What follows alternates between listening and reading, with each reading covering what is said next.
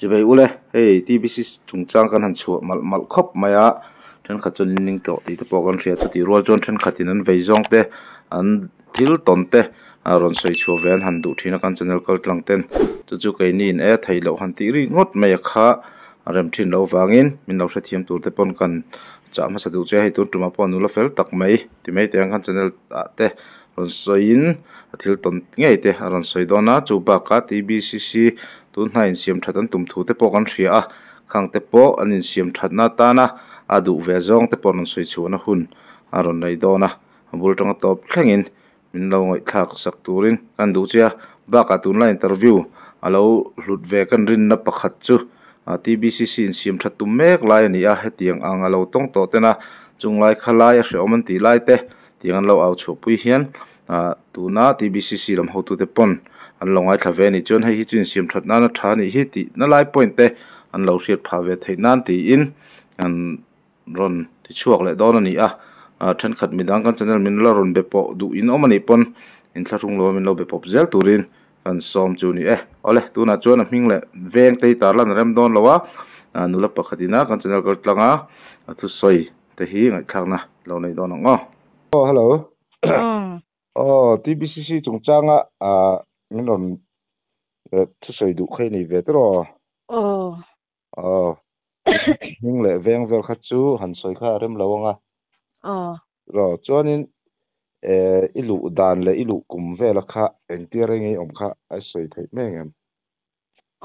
i 2000 siamo ka chiang che thei to lawa i ai damda ka lo ti ve thin wang khan ka chung ten min da ta chuan i ka ti khan ka lut thata ke chu ka van ya hei i ina hei ka lo tum mek wang khan khula ya i enge safar vel se om kha ka zu tuar lo ta chuan i khan le ka te ka luta ti khan lutira chuan eng kan ngal thei lawa kar khat nu khan eng kan thei ta chuan i kar khat na khan ka chung ten rong kar ngala chuan kha ta tang khan i ka om chung zong khan i nge kartin Saturday ten ka chung ten meron to ta ni chunga khami wang khan hei i ke chu ka chu ka om nuam sa lu thuk a hre om lo ka tan chuan ma se ka om chunga i ka thil ton ho ang kha e ka mu ve chin ang kha ka ron soi don ta i khan i ka chung ten meron kana i kuwa te kha a hlomin meron pek thin bang khan kar tluanin kuwa kha ka nei reng ta tu ma khan min be chengam lo kuwa ei du ve ve khan nia nan hei nausial nei phal lo ti vel te ang khan nia ma hei nausial ang chung ka ve en pon ni chong lo ma se ke an ma ni zo kha i nge ka thil an du wang khan chu mi chu ka lo ti sak chenga an ti wang khan hei in pui ton na nga ka ngai ti ma kha chuan chuan i ti khan ka thom no ten su a ei ka thil nei a an du ang kha ka pe mai ta ka khum te an siama chuan khati hun lai khan i ke zo khan oma chu i hei ka lu ma de atanga lo om to nia chuan a ke kha lo zo to ni ta i ka sai ba de me the thong kam ka thiam lo to ka mo lo che thiam da nia i ka lu tak kha chuan adam tan to lampang kalzir le lampang to khan ni zok to ta i tikan ana chung zang khan i zo lu tu chu ti kha me che pakhatin ron soi ang khan ani tak taka i kalte zirla chu ti kha ti an tia chuan nge a chung te an rong kal po khan an hril sak chong lo i chung ten an ngai sak du lo che ti ang khan an ti de ya i chuan atuar dam thak ta mo kha nu kha kum thuma om tling em le ka chua san le ta de ya chuan ei ati der lo zia chu a ke zo rei lu tu kha i nge amal chin hnuai lampang kha ate ve ka ni chu mo chuan ti khan ta chuan pinki an ron soi che thar le zela pinki kha kanang hmana mo pinky tu soi kha dik zak chuan i tuna po hian kha ama in i a interview na kha na soi to kha i TBCC hi i thia ka du lawa ma se i pu i tun hi in siam that na hun na pathian in a pe chewa ani tuna in siam that lo chon na kina i pathian hian na thia sakang chati ka lawa ti khamo tun boruak hi ron ni le ta tun nang lo mo tho to ma se tun nang em a boruak lian nang hi chu ala om lo ni chu chuan pinky a chuan i lo mi counseling le khatia ang vel kha ati thin ta mo midang te chu i kulai worker som ve te ho te kha chu i enge lo om senior to ang ho vek kha nia chu ti anga mi counseling te chi le khatia ang kha tu man om lo a tu ma khu ka ngai sang lo an ni edik senior counseling te kha tu man kan du bik lo wa ni etro i khatia nga enge missionary lo om ve te kha chu kan ringa le ama kha angai nat omma enge a in hong lu tu ka ni chu ka lu tir admission kan ti pon i trong china ne min lu pui ama khan mo khatia nga i ni lo de wa nge phaya hom no pang lo chua ti vel ang ka chu a o yom lo tu ka mo ti kha nan hot chok ka an hot chok fel ta mo ti a che thei ang ber nan soi zu ya yang vel te kha nia chuan e an lo chu ka chung te meron cho that wang khan chung te cho that de lo ki chu i security mes pon mes an ti thin kha mo kha ti ang a khan an ot thin ta chuan ke ma po kha min lak lu da nan ngai to a chuan min la lu tarenga chuan an huwa do tin a kan ei tu lu tuk tu ta kan ti te chuan mo pon me sa ka om te chuan chuan i tikhan ma se do tin min ke ai ho sa ron lu ta do tin min he thak da nan ngai to a chuan min he thla a e ama chu an la lu ta tikhan a ho sa kha an thon tar tar ni mai in clear ron na ve hle ni mo mi ho satan cho na she om lo ka ho sa e ka ti na ni lawin ke chu ka chung tan mi ron tlo thata mi ho sa le chung te an tlo ngun tang khan a she om lo ani tak chu ti chuan mo ai om chung lai vel khan i enge hei mei chen non sei tam tak chu ruakin chu tiang vel ruakin min bual tir tiang vel chi te kha thu dik ani em yom lai vel in thleng ve dike i tian zana te rui deuh nan ron da lut ta mo kholaya an man te khang kha kholai an man te chu an lo bal tlang pui ta i tikhan le an rui em wang khan bual harna ti nyang ka shelo kha lai a chan dak kha chu i tikhan an ron lu admission an ti fela get an ron throi lu hi chuan an mut ma hian lo bual fai thin na chuan i chu pakhat po zurui lutuk thian an ron da lu ta kan bual lamo a bual na zinga ka tel ve a chuan ama kha apor ang reng sia keila i chumi enge khum ko i chu min he khlak zo hnu lok chu ni ta mo khalai i enge mut fu lo zong nen khan ka kut kha lo ram ve dewa enge thu oi ro i oi lo chu ka ne kang te ka ti mai a i du le min nek la te mi kha chu pong a security ho bula khan ka nek don ne o ka tia ka dil ve thot tho dan on tia dan vui ni nge mon ni kha chu ka nek ve man dan i ti khan ai lo lu te ra ka tia an ti ho ka chu buai fai thin ani le kut kha ti nga nin thak khan mo enge lak te om ve thin em hei a thok tu te tang ti me ang khang ti nga te po kut thak ki om ve thin reng em midang tak kha chu nan ka mu lai chun chu ti ang chu ka shela wa mo ma se i me che in ngai jong te an lo oma khatiang an man chho kha chuan i ni sa noi te choma chung ten din ti ra mo chuan i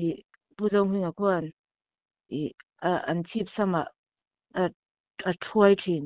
ani tak chu me chapakat ya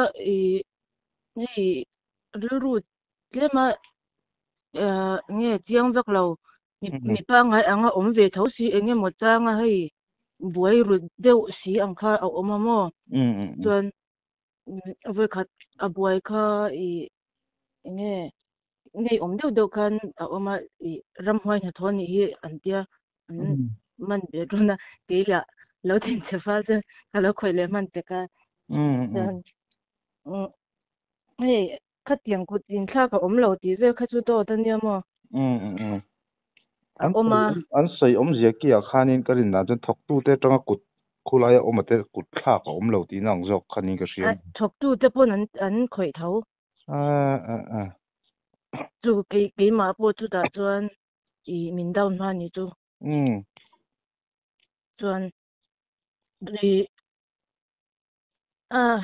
kholai mi ho an man kho ma khang ho kha a huai an ni sia amak ti tha thiam khang ho le na hnuai a om khan kan nia mo eng ma ko dik thei lo ole a hriat thiam chuan thok tu te tang khan mai chia te po mi pa pon mai chia te ka kutan thlak tok mai ti na mi thlak lo mi pa le mai chia kha chu in kal po thei lo kha ni ta mai chia kutin thlak ani mai ni ma mi pa pon in thlak ve tho chuan le in chia te ku chu soi a om lu tu kan te ve chu om po ka ti lo donation lu thu kan she ve vek ta mi chu aron lu tan ti an soya donation lu le thilu tu khu in mil lo shim khu ai khu chona ti zia de thei ni then khat ka lo ko ma po an da chiat thu te chom me te pon da chiat ei lo an da chiat thu te pon soi tho mo khatiang toi chia ang kha om thin ani ji klum kau chia vuk cho tura bazar nu ho inan the khom te nen ei pui thin ni tak chu kang te ko soi tam khop mai chuan kan ma lo om senior to te thei chuan alu kor te kan da khola kan fry thin ti se ve man chia chuang lo na chu ani tak chu ti phan an pu ber ku a phakar lu tuk se om in ti chuan soi ru te pulpit atangin helai mun hi a se om ti ka sia lom in chung te bula po soi bor ro atia ma se kan chung den rong kala security nen interview tu kan veng thapa soi se om an ti thu le kha tiang ve soi ve chuan nuwa ruma an ma ni tan bok khana se om le a soi ngam na chi ni chuang lo ani tak chu ka tlung kam thade kon ti dom mo amma a phakar lu tu ani tak chu ka thiame ale chuan ani le enge a anti lai big deuh te enge ani an kol dan big a kherlo a room chung chang a bathroom ami ang chi vela katiang vela a khan nge I mu dan bathroom a khan a tira phei chuan se om ka tia ton jaw nen te khang khin buala mo a lo om senior to ho phei chu an zak si lo a sarwang al nga thana in bual to mai sia en te kha ke hen thangam lo a chuan ma se om rei nu te kha chuan a zia ve mai ka khor su ka om zo lo ka om rei chong lo mo ti renge om ve hrim thasari nge mun khale kum khat khor tur a khan mai chele mi pa kha in kalpo vak lo nga tro kalpo lo thing la ho khan oma mo thing la ho kha chu en lo me cherum le pu zo mi nga te in kha get khat chunga om ta pu zo mi nga te na kal le khati ang vela khan an rong kal ve chu ta chuan me zia zu kha kan soi le lok me chitan me zia zu phal lo an ti ta ma security le room in charge ti ve te an nei reng tho ta nan zu chak de khan an om ve thina sa da ten zu thin khongai chau lu tu chuan keimah kha chu hei nge mi palamba khan min ngai tua vak lo wang khan hei le baka keimah ka be bora min hau chuang lo ta midang te ka chuan hei in mel lo tur in biak lo tur an ti wang khan an ti ngam lo tok ta ke kha chuan ti khan arem dan ka be me ya ei meizial te po biak ina income lai ten aruk ten min lo pe ve thin ta le security te po khan aruk min pe ve thin ani chuni chu chuanin enge tuna hianin siam that an tum ta an ron ta hai zone interview te po hai lo en karinga enge nangma ton to china chu tiang ang zong chon in siam tha se ka ti ve khop mai chulai te chu afam kim lo deuh han ti na lai han rut na ang chi ve deuh inei theem hei addiction center te chu kan mamo lu tu kha alian pa ngai thade u chu kan mamo chiat che ti tawin ron chho hum se ti na lampang po kha ni lawa atta nga te kan khong aya ron chho hum se kan ti na lam ni lawa administration le management hel faida win kalpui ve se chu khai mi tam tak ngai dan pon ni karin ale an pu ber khwan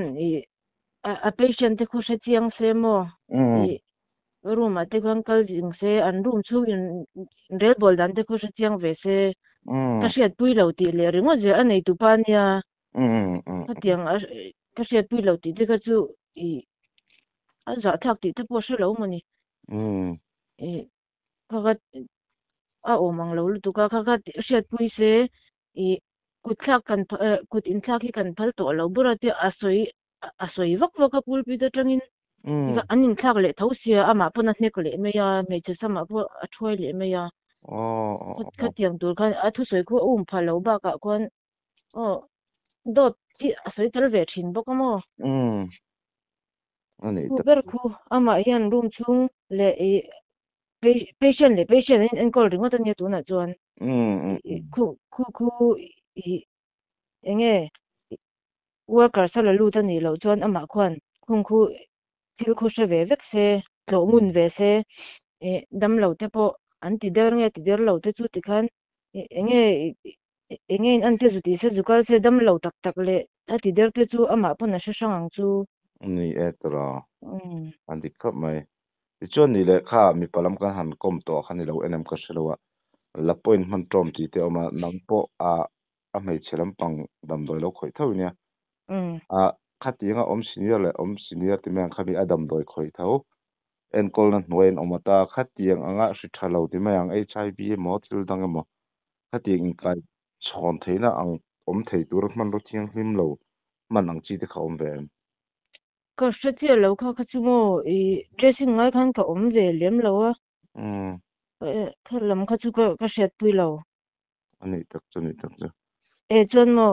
ka soi le mai le pakha chu me hun lai kan room in charge kha ani alo tlan chua ka mo chuan khoi ange moni an han mule sen ron man hol ringo ta chuan tikhan enge patient pa ngai angin hei an down ti om ja chi isi thiam dong tro thiame tikhan an down na mi pui pa ngai ang khan om ta chuan enge in charge ni lai de ka chuan si om ti thu po se ngai lo chuan tikhan an down ta ka chuan chho dan ringot kha ngai tua i chung te biala ti khati tiang ve kan hei ka ron soi chan tak chu mo din mun tha chang chuan an soi chengai lo ma se kam din mun tha chang ve lo ho tang khan a she om lu tu ka le in thleng te pon ani anga tro chuanin mo ru pakhat le chu in elo hrim in dei routine ti mayang then khat lo en tu te hian enge an ni leng hun man dan le ye hi lo zot te ti hi om ve zo thina ni le ngai nu hun man dan jing in thawa chumi pen zana ba ti khatin hun man dan hrim kha min thil theim zinga khan dar nge mun khale min kai tho kha ka chiang to lo min kai thawa chuan alo thâu to te kha chu ti khan an lo va in phi fa ya amurai chi ho kha min kai thawa e awrwal tur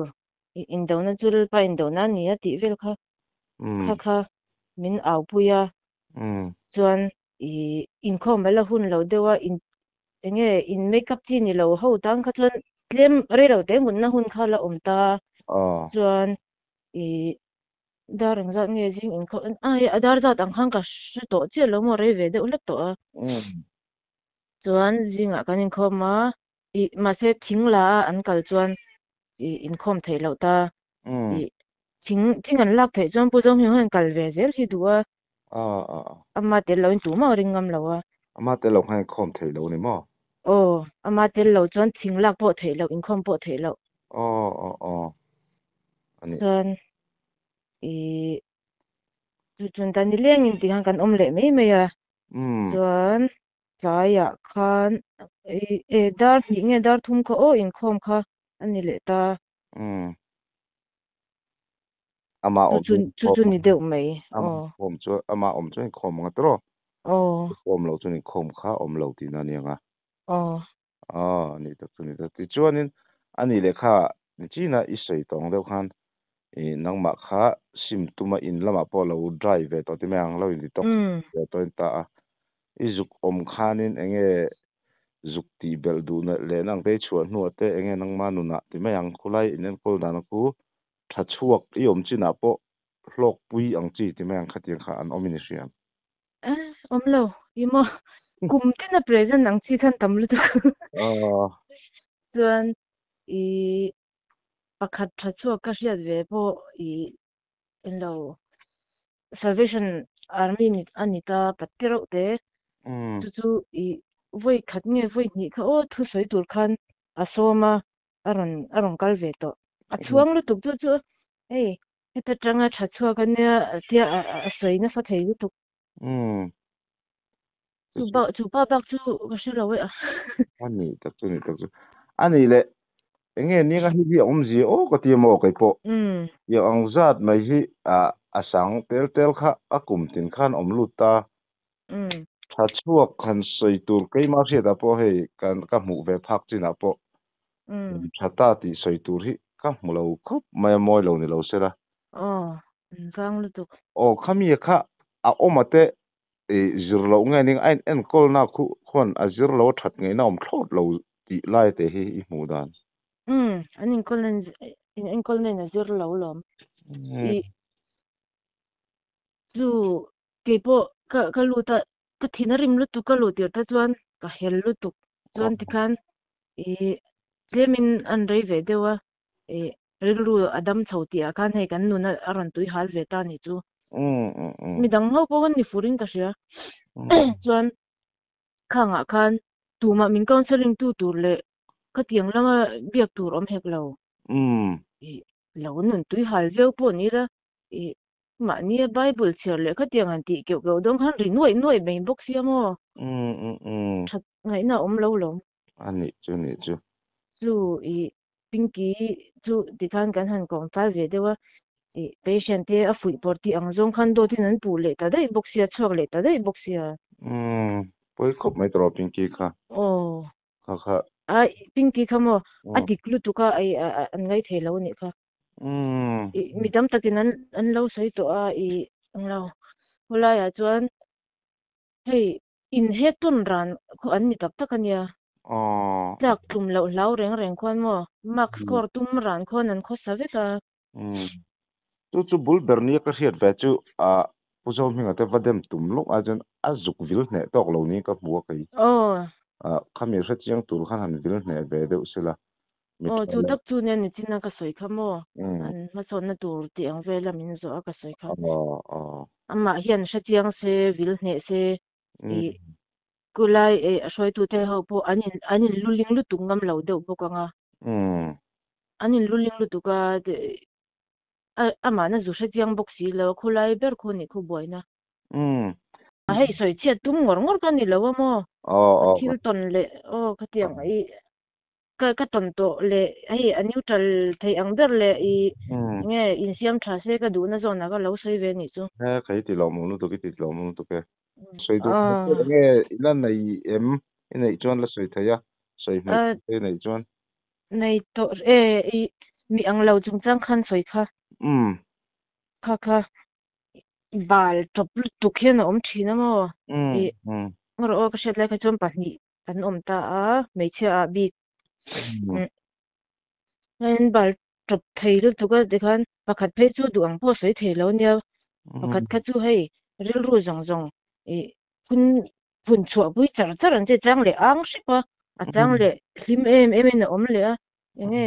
a chu la thala wan te mai kha kha chu kan ba shi thui ve to lo ta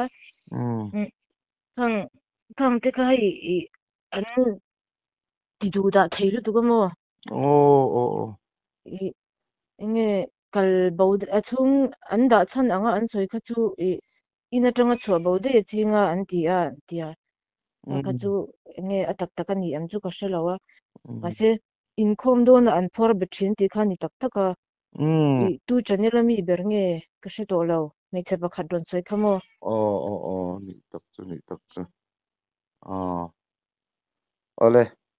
chu te chu ni mai ole i hun nu tak menom pe kan lom lu tu ke ke po lom tu ke